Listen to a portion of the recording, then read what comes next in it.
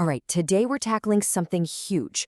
We're going to explore a conflict that's been going on for 2,000 years, the one between Christians and Jews, and how it all kicked off in the final fateful week of one man's life. So why this specific conflict? It's a tension that runs deeper than a lot of other religious divides. And believe it or not, you can trace the source of it all back to the incredibly dramatic events of a single week. And to really get it, we have to look at the final days of this Jewish rabbi who, and this is key, never intended to start a new religion. This is the story of Jesus of Nazareth, who saw himself as a reformer, someone trying to fix his own faith, Judaism, from the inside. Okay, so this timeline, this is going to be our roadmap.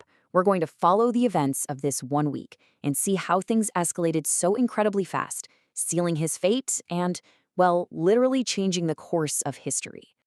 It all really gets going about a week before his death. Jesus, who is already pretty famous as a miracle worker, he enters Jerusalem and there's this massive, adoring crowd. But that triumphant feeling, it wasn't going to last. Because when he visited the Holy Temple, the most sacred site in all of Judaism, he was met with a scene that absolutely enraged him.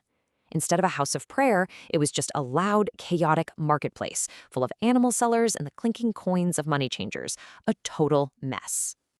And in this stunning act of defiance, Jesus and his followers physically drove them out.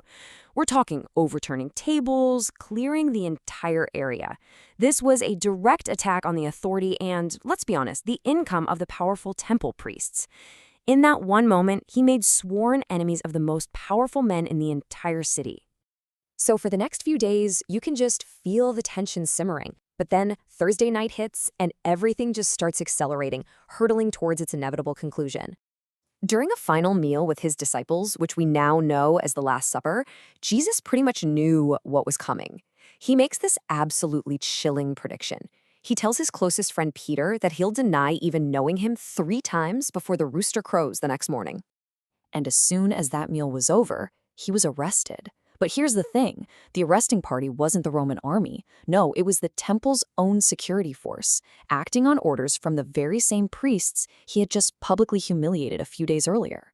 What happened next was this really confusing series of trials in the middle of the night, in the pre-dawn hours of Friday, as Jesus was rushed from one authority to another.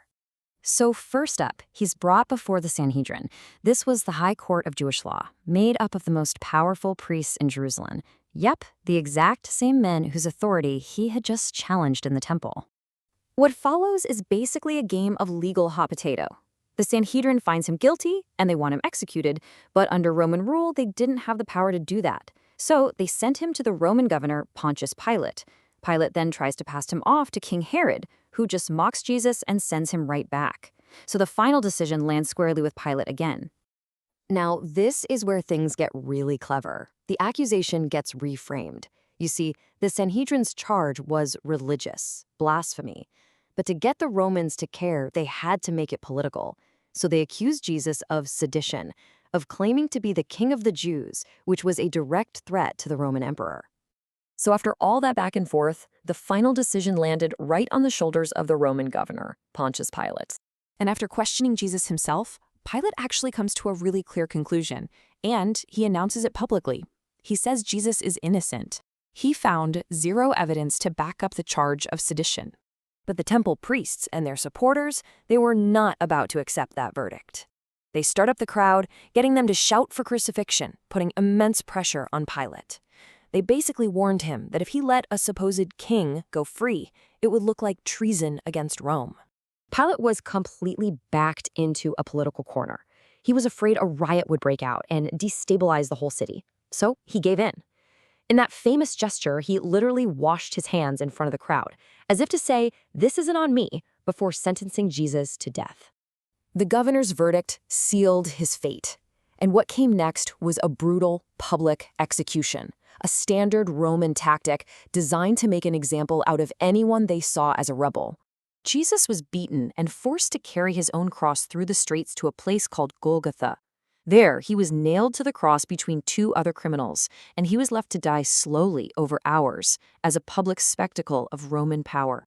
3. That's the number of days after his death, on Friday, that his followers believe he was resurrected from his tomb. That event would become the central miracle of this new faith, and it's what's celebrated as Easter Sunday. Over the next few decades, the story of his life, his death, and his resurrection was told and retold and eventually written down in texts we know as the Gospels. These accounts will become the very foundation of a new faith, Christianity. So let's circle back to our original question. The story itself is a really complex mix of religious squabbles, local politics, and imperial power. So how did it become a simple, bitter divide between two entire groups of people? And this right here is the key takeaway. A small group of Jewish priests instigated the arrest, and a Roman governor gave the final order. But the story that was told over centuries got dangerously simplified. It became the Jews, as an entire people, were responsible for killing the Christian savior. And this powerful narrative of blame created a tragic rift that has fueled persecution and conflict for 2 millennia.